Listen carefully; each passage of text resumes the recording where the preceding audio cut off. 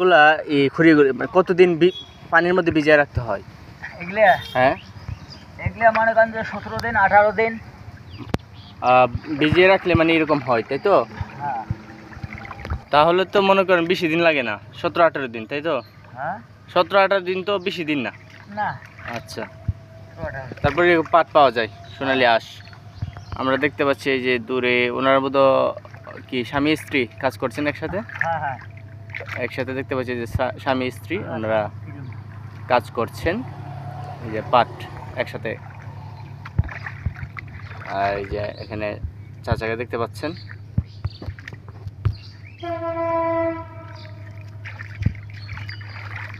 আর rail যাচ্ছে নাকি? Rail এই পাশ দিয়ে আসবে না? সামনে ছোট বাচ্চা দেখতে পাচ্ছি, তার স্কুলে যাচ্ছিল, রেলগাড়ি দেখে থামলো। এই যে রেল চলে এসেছে।